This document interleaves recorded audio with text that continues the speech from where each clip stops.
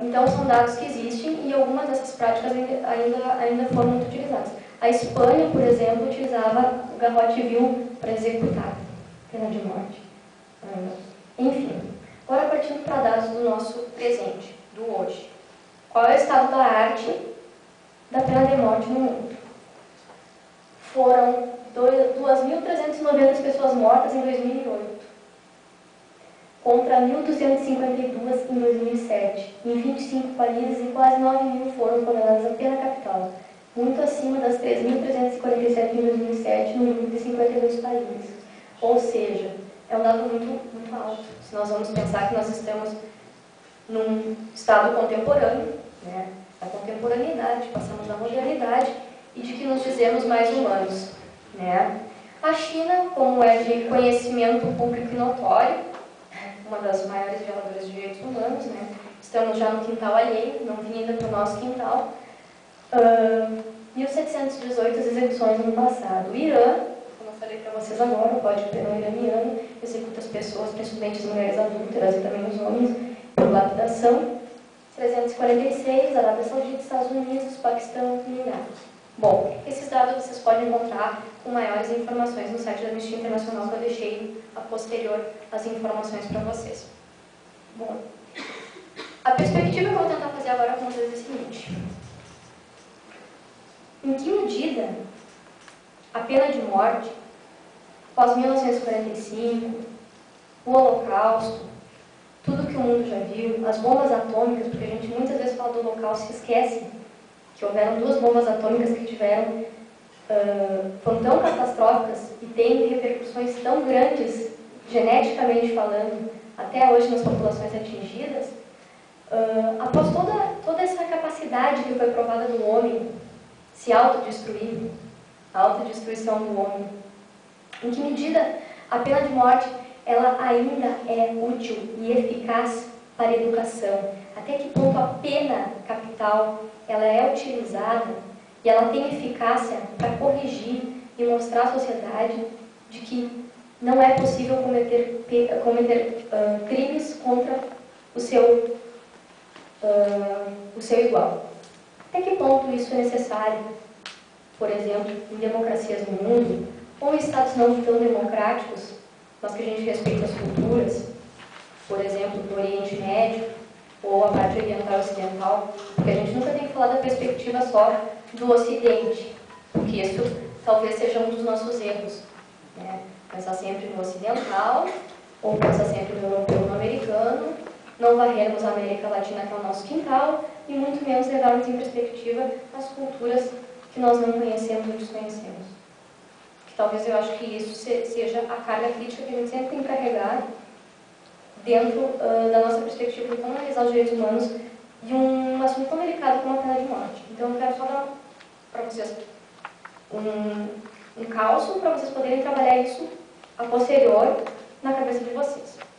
Bom, aqui temos o ordenamento jurídico internacional, Declaração Universal de Direitos do Homem, temos também todos os marcos teóricos que temos com a Corte Interamericana de Direitos Humanos, com a Corte Europeia de Direitos Humanos e demais ordenamentos jurídicos que vocês também conseguem acessar nos sites que eu vou deixar para vocês, que aqui nós não estamos mais ou menos tentando fazer escalonamento dogmático de normas nacionais e internacionais, até porque não é esse o objetivo. Tá? Só que, lendo toda essa carga, vamos dizer assim, legiferante, tanto nacional e internacional que nós temos, todos esses protocolos, como gostariam de dizer nos militares, que eles não conseguem chamar de tratados, chamam de protocolos, ou tratados internacionais, acordos internacionais, legislações específicas nacionais, o que se delimita? E quais são as... Então, não seja falhas, mas até que ponto a gente não consegue pensar em valor humano para pensar a questão da vida e da morte, ou seja, da pena de morte, que eu quero falar para vocês aqui hoje. A questão é, tanto nas declarações iniciais, pós-Segunda Guerra Mundial, quanto as demais, falar sobre pena de morte nunca foi enfrentado realmente. Um conceito dizendo assim, nós declaramos que a pena de morte ela não pode ser aplicada por países que assinam essa declaração. Ela não existe. Não se enfrenta. Sempre eles vão, como eu diria, como um sabonete, escorregando e só dizendo que é um tratamento desumano. Não.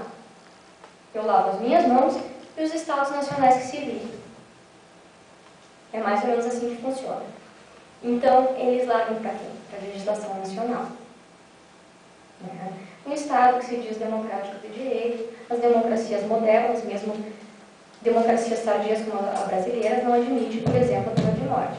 Só que a maior democracia do mundo, que é os Estados Unidos, admite a pena de morte. Claro que tem a emenda 8, a Constituição dos Estados Unidos, mas, como a gente sabe, os Estados Unidos é um verdadeiro Estado federado, onde as legislações estaduais e os tribunais estaduais têm total autonomia quanto à decisão de aplicar ou não penas capitais. Apesar de já existirem várias evoluções no direito americano, que não é a mesma matriz teórica do nosso direito, do sistema jurídico contemporâneo, estamos falando de common law, que é muito diferente, se trabalha com precedents, mas mesmo assim, nesse sentido, há algumas evoluções que eles chamam assim.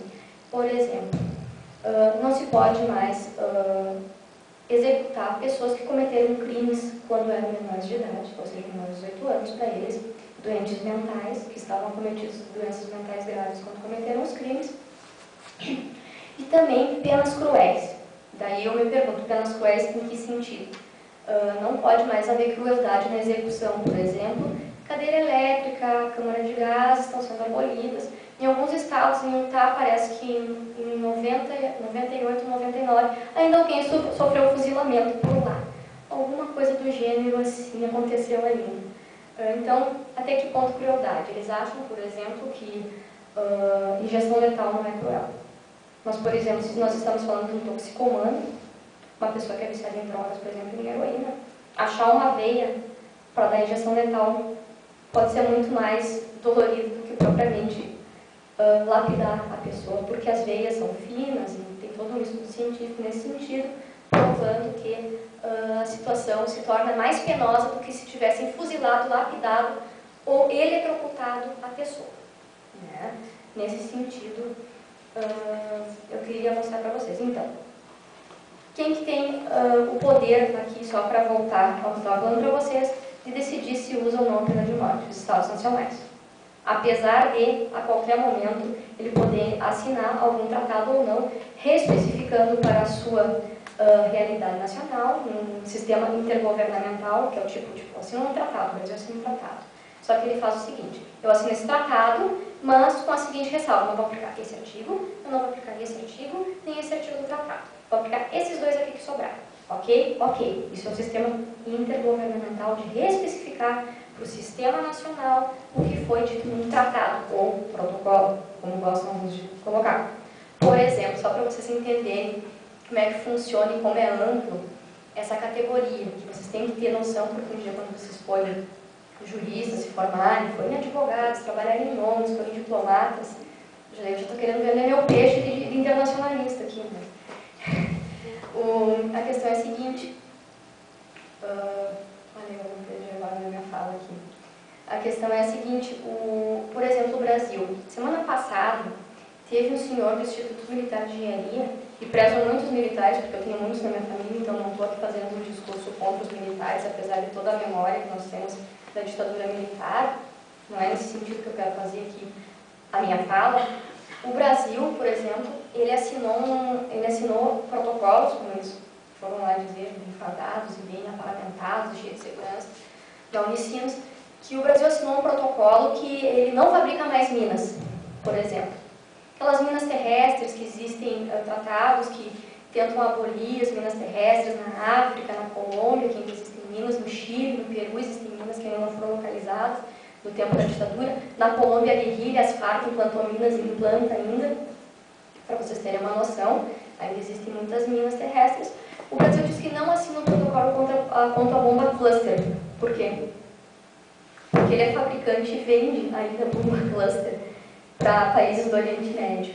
Por exemplo, vocês sabem o que é bomba cluster? Só para vocês terem uma noção? Não sabem? A bomba cluster é assim. Só para vocês terem uma ideia de como é que funciona essa situação do tratado, que eu também quero dar uma amplitude para vocês de como funciona também a pena de morte, porque é muito mais fácil fazer isso através de mecanismos mais visíveis como a guerra, por exemplo. A bomba cluster é uma bomba assim, por exemplo. Em cima de um